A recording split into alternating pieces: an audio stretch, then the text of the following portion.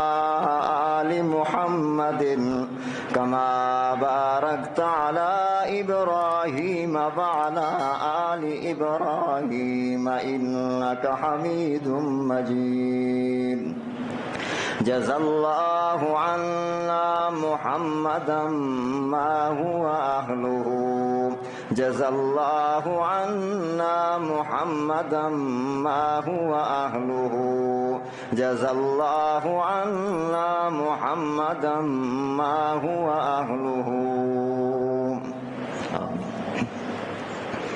نہایت واجب الاحترام، قابل قدر اہتمام، سماعت کرنے والے میرے دوستوں، بزرگوں، بھائیوں، سماعت کرنے والی میری مائیں اور بہنیں، آج جس عنوان پر گفتگو کرنی ہے اس کا عنوان یہ ہے، یہ شوال، ذوالقعدہ اور ذی الحجہ کے 10 دن یہ حج کے مہینے ہیں۔ سوال یہ ہے، مسلمان مردوں پر، مسلمان عورتوں پر حج کب فرض ہوتا ہے؟ مسلمان مردوں پر، مسلمان عورتوں پر حج کب فرض ہوتا ہے اور اس کی شرعی کیا شرائط ہیں؟ اس سے پہلے اللہ رب العزت نے قرآن کریم میں ارشاد فرمایا، وَلِلَّهِ عَلَى النَّاسِ حِجُّ الْبَيْتِ، اللہ کے لیے لوگوں پر اللہ کا حق ہے کہ وہ بیت اللہ کا حج کریں۔ وَلِلَّهِ عَلَى النَّاسِ، اللہ کا حق ہے لوگوں پر، مخلوق پر، مسلمانوں پر، ایمان والے مردوں پر، ایمان والی عورتوں پر، یہ اللہ کا حق ہے کہ وہ اس کے گھر کا حج کرے۔ من استطاع الیہ سبیلا، کون کرے؟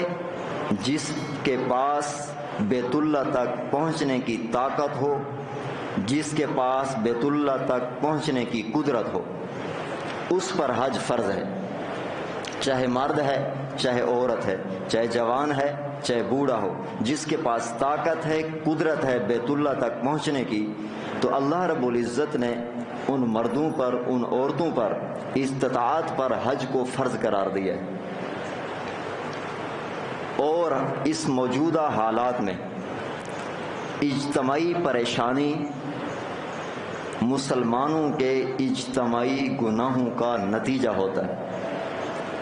اجتماعی پریشانی اجتماعی گناہوں کا نتیجہ ہوتا ہے۔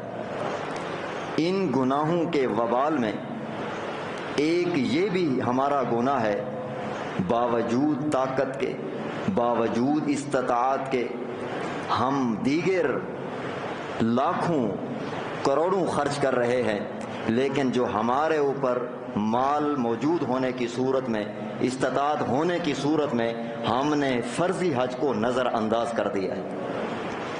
آپ اس کا اندازہ کر لیں، معاشرے میں بے شمار لوگ ہیں جو اپنے پیسے سے باقی اپنی ضروریات بیچنے خریدنے کی کروڑوں کی چیزیں خرید رہے ہیں، لیکن فرضی حج کی طرف توجہ ہی نہیں ہے جس کو اللہ نے ہم پر فرض کیا۔ اور اس فرض چھوڑنے کی وجہ سے وہ لوگ جو حج کی طاقت رکھتے ہیں وہ اللہ کے ہاں گناہ گار ہیں۔ تو دیگر اجتماعی گناہوں میں سے ایک ہمارا اجتماعی گناہ یہ بھی ہے، میں نے کہا کہ اجتماعی پریشانی مخلوق مسلمانوں کی اجتماعی گناہوں کا نتیجہ ہوتا ہے۔ ان میں سے ایک گناہ یہ بھی ہے، باوجود طاقت کے، باوجود استطاعت کے، ہم نے فرضی حج کو نظر انداز کر دیا، جبکہ نبی کریم صلی اللہ علیہ وسلم نے ارشاد فرمایا۔ حضرت ابو سعید فرماتے ہیں، وہ فرماتے ہیں نبی کریم صلی اللہ علیہ وسلم نے خطبہ ارشاد فرمایا، واعظ فرمایا، اور اس میں ہمیں حکم دیا، ان اللہ قد فرض علیکم الحج، اے میرے صحابہ کی جماعت، قیامت تک آنے والے مسلمانوں، اللہ نے تم پر حج کو فرض قرار دیا ہے، فحجو، تم حج کیا کرو، اس کو نظر انداز مت کرو۔ اللہ نے ہم پر حج کو فرض قرار دیا، نبی کریم صلی اللہ علیہ وسلم نے بھی اس کی وضاحت فرمائی۔ وہ کون سی شرائط ہیں قرآن و سنت کی روشنی میں، جب وہ مسلمان مردوں کے اندر پائی جائیں تو حج فرض ہو جاتا ہے۔ مسلمان ایمان والے مردوں اور عورتوں کے اندر وہ شرائط اگر پائے جائیں تو حج فرض ہو جاتا ہے۔ وہ اہم شرائط 10 ہیں قرآن و سنت کی روشنی میں۔ پہلے نمبر پر حج فرض ہونے کی 10 شرائط جو محققین علماء کرام نے اہم ترین 10 شرائط۔ پہلی شرط مسلمان مرد ہے، مسلمان عورت ہے، اس کا مسلمان ہونا شرط ہے۔ حج کی فرضیت کے لیے پہلی شرط کہ وہ مرد اور عورت مسلمان ہو۔ حج کا کافر کا حج قبول نہیں ہوتا، نہ کافر کو حکم ہے، کر بھی لے تو قبول نہیں ہوتا۔ حج کی فرض ہونے کی شرائط میں سے پہلی شرط کہ وہ مرد اور عورت مسلمان ہو۔ دوسری شرط وہ مرد اور عورت بالغ ہو۔ جو نابالغ بچے ماں باپ کے ساتھ کسی کے ساتھ حج کر لیں وہ نفل حج ہوتا ہے، فرضی حج نہیں ہوتا۔ دوسری شرط حج کے فرض ہونے کی، پہلے نمبر پر مسلمان، دوسرے نمبر پر حج کرنے والی مرد اور عورت وہ بالغ ہو، تیسرے نمبر پر وہ عاقل ہو، عاقل سے مراد پاگل نہ ہو، عاقل ہو۔ چوتھی شرط وہ آزاد ہو۔ اگر کوئی بندہ غلام ہے اور اسی طرح آزاد نہیں ہے تو حج کس طرح کرے گا؟ تو شریعت نے چوتھی شرط حج کی فرضیت کے لیے چوتھی شرط یہ ہے کہ وہ عورت ہے یا مرد ہے، آزاد ہو، غلام پر حج فرض نہیں۔ پانچویں شرط بیت اللہ شریف تک پہنچنے کی اس کے پاس طاقت اور استطاعت ہو اور قدرت ہو۔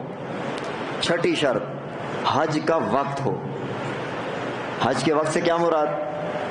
حج کے اپنے دن ہیں، اپنے مہینے ہیں، حج کے اپنے اوقات ہیں۔ مثال دیتا ہوں، ایک بندہ 12 بجے مغرب کی نماز ادا کر لے تو نماز نہیں ہوگی، یہ تو دن کے 12 ہیں، یہ وقت ہی نہیں ہے مغرب کا۔ تو حج کے جو وقت ہیں حج کو اپنے وقت میں ادا کرنا۔ 6 ہو گئے۔ نمبر 7 وجود کا سالم ہونا۔ حج کی فرضیت کی 7ویں شرط بدن کا سلامت ہونا، یعنی معذور نہ ہو۔ جو یہاں نہیں چل سکتا تو حج میں کس طرح چلے گا؟ بدن کا سلامت ہونا، یہ 7ویں شرط حج کے فرض ہونے کے لیے۔ اور 8ویں شرط اگر عورت ہے تو پھر اس کا خاوند اس عورت کے ساتھ جانے کے لیے ضروری ہے۔ اگر اس کا خاوند کسی وجہ سے اس کے ساتھ نہیں جا سکتا تو پھر محرم رشتہ دار کا عورت کے ساتھ حج پر جانا ضروری ہے۔ عورت ہے تو پھر شوہر کا ہونا ضروری ہے حج کی فرضیت کے لیے، یا پھر محرم رشتہ دار۔ محرم کسے کہتے ہیں؟ وہ آدمی جس کے ساتھ کبھی بھی آدمی کا نکاح نہ ہو سکے اسے محرم رشتہ دار کہتے۔ کتنے ہو گئے؟ 8 ہو گئے۔ اس کے ساتھ محرم رشتہ دار ہو، 8 ہو گئے۔ یہ حج کی فرضیت کے لیے 8ویں شرط۔ اس کا خاوند ہو، اگر خاوند نہیں ہے تو پھر محرم رشتہ دار۔ محرم رشتہ دار کسے کہتے ہیں؟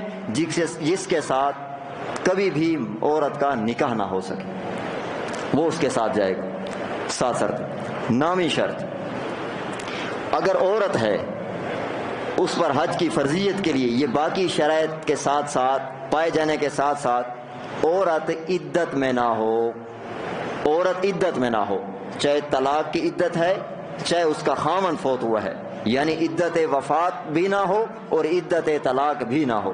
عورت طلاق میں بھی عدت میں نہ بیٹھی ہو اور خاوند فوت ہوا ہو تو عدت میں نہ ہو۔ اگر عورت عدت میں ہوگی تو حج فرض نہیں ہوتا، عدت کے بعد ہوگا۔ کتنے ہو گئے؟ 9 ہو گئے۔ 10ویں شرط حج کی فرضیت کے لیے حج کی فرضیت کا علم حقیقی ہو یا علم حکمی ہو۔ میں اس کو عام لفظوں میں سمجھاتا ہوں، یعنی اس نے حج کی فرضیت کو لوگوں سے سنا ہو یا حج کی فرضیت کو خود پڑھا ہو۔ میں عوامی لہجے میں بات کر رہا ہوں کہ حج کی فرضیت کا علم حقیقی اور علم حکمی۔ علم حقیقی کہ اس نے خود قرآن کریم میں، حدیث رسول اللہ میں یا کسی اہل سنت والجماعت کی کتاب میں اس نے خود پڑھا کہ اللہ نے مجھ پر حج فرض کیا ہے، یا اس نے علماء سے سنا، تبلیغ والوں سے سنا، علماء اہل حق سے سنا کہ حج فرض ہے، یعنی اس نے لوگوں سے سنا تب بھی اس پر حج فرض ہے، اس نے خود پڑھا تب بھی فرض ہے۔ یہ 10 اہم ترین شرائط جو حج کی فرضیت کے لیے ہیں، یہ جس آدمی کے اندر یہ چیزیں پائی جائیں اور اس پر حج فرض ہو جاتا ہے، چاہے مرد ہے چاہے عورت ہے۔